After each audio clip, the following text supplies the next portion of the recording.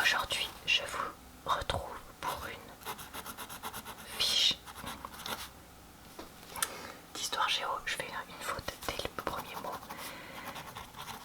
De révision sur le thème un monde bipolaire au temps de la guerre froide. J'aime bien faire de temps en temps des fiches de révision pour vous parce que moi ça me permet de revoir différentes choses, ce qu'on a éventuellement vous aider, soit pour vous si vous êtes concerné, soit pour revoir des petites choses si vous n'êtes plus concerné. Je vais faire cette fiche sous forme de carte mentale parce que je me dis que ça peut changer, et ça vient de danielcorneglio.fr parce que ça fait un moment que j'avais récupéré cette fiche et du coup je l'avais pas encore fait.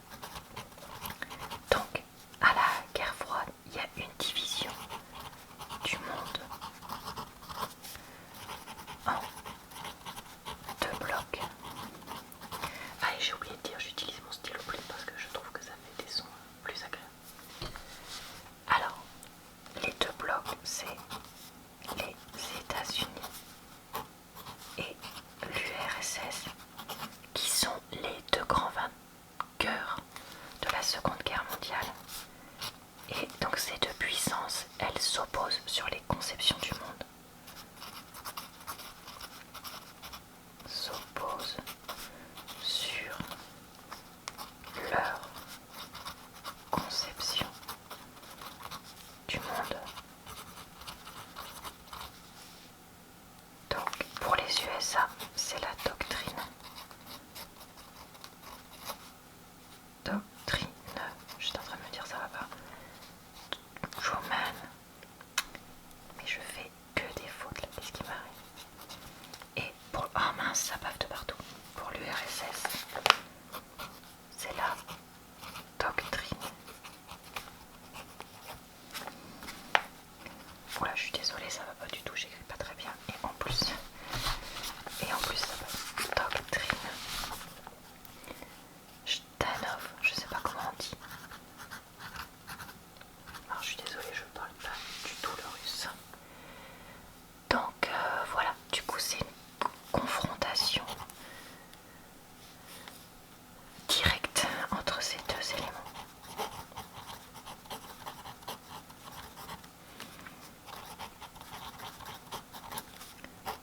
Avec donc d'un côté l'Ouest dirigé par les États-Unis et de l'autre côté l'Est dirigé par l'URSS. Voilà, est-ce que j'ai oublié quelque chose? Non pour l'instant. Alors ensuite on va faire l'Allemagne et Berlin au cœur de la guerre froide. Et Berlin au cœur de cette guerre. Je vais essayer de m'appliquer un peu plus. Alors, en Europe, l'Allemagne devient un lieu de tension permanent. En 1948, les Russes décident du blocus. Alors on a plusieurs dates, donc on va faire ça. 1948, blocus par les Russes. Blocus de la partie occidentale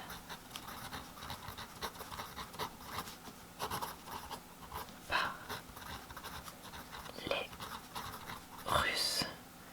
Donc pour isoler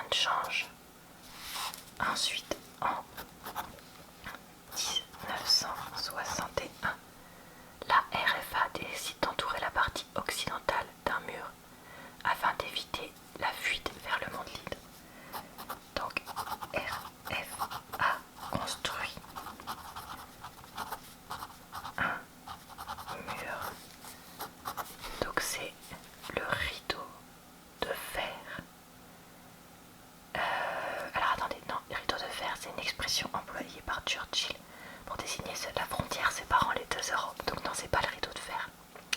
J'allais dire une bêtise, heureusement que j'ai vu ça. Donc construction d'un mur pour éviter fuite des Berlinois de l'Est. Pardon, vous voyez plus ce que j'ai écrit. Tac, tac, tac. Alors, ensuite, je vais faire comme ça parce que j'ai encore une date à mettre. En 1963, Kennedy se rend à Berlin pour dénoncer le mur. Kennedy, qui est président des États-Unis, se rend à Berlin. J'ai oublié de dire président US pour dénoncer le mur. Ça doit être là qu'il prononce ce discours-là. Je suis un Berlinois, mais apparemment il y a une faute grammaticale dedans. Donc le mur, du coup, le mur, c'est le symbole de la guerre.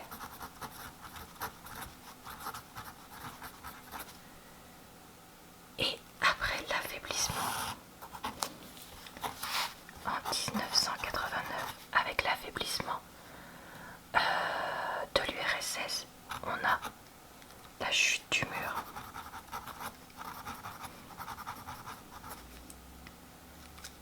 Puis en 1990, la réunification, ce qui reste très récent.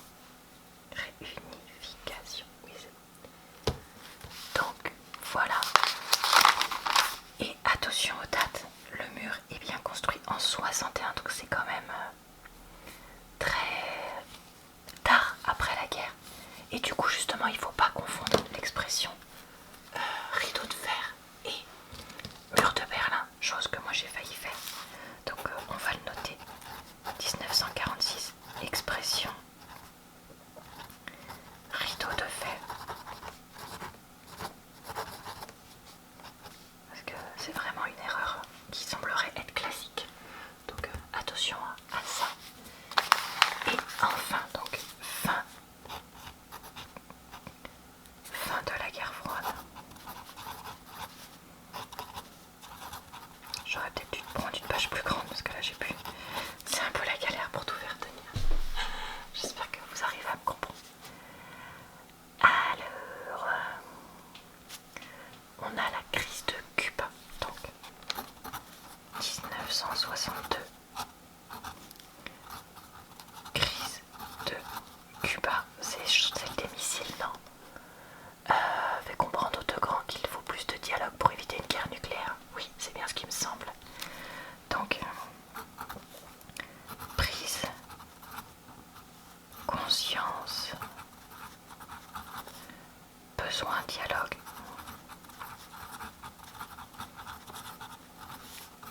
Pour éviter guerre nucléaire. Donc, une ligne de téléphone direct reliera la Maison Blanche au Kremlin, le téléphone rouge. Un climat plus calme s'installe, c'est la détente. Et la détente, on nous dit, c'est une période marquée par un apaisement des conflits et plus de dialogue et de coopération. Ok. Ensuite, il y a en 1987 un accord entre Reagan et Gorbatchev. Donc Reagan qui est le président à l'époque des États-Unis et Gorbatchev qui est le chef de l'URSS. Alors est-ce que c'est le président ou pas? J'avoue que j'ai un doute, donc je voudrais pas dire de bêtises. Élimination des missiles européens et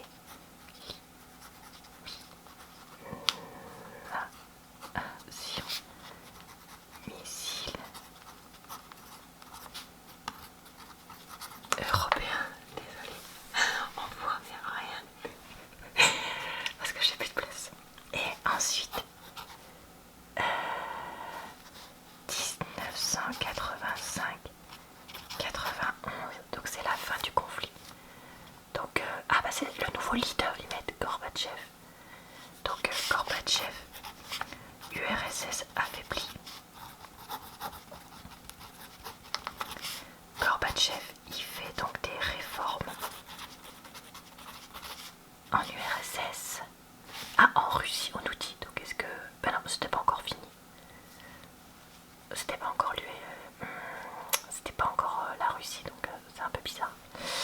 Et enfin, en 91, c'est la disparition de l'URSS.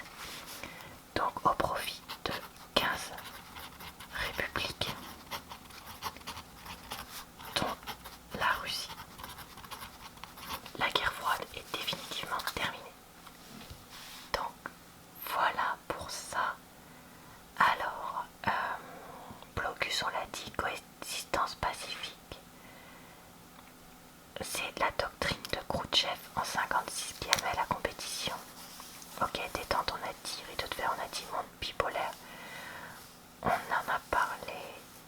Il me reste du coup que le antiquement politique adopté par les États-Unis pour contenir l'influence de l'URSS, notamment par une aide économique à leurs alliés. C'était notamment avec le pont aérien.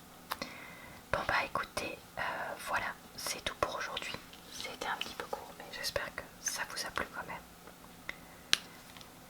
Je vous souhaite une bonne soirée, une bonne nuit ou une bonne journée. Je vous retrouve tous les jours pour des nouvelles vidéos de différents types. Donc n'hésitez pas à revenir sur ma chaîne.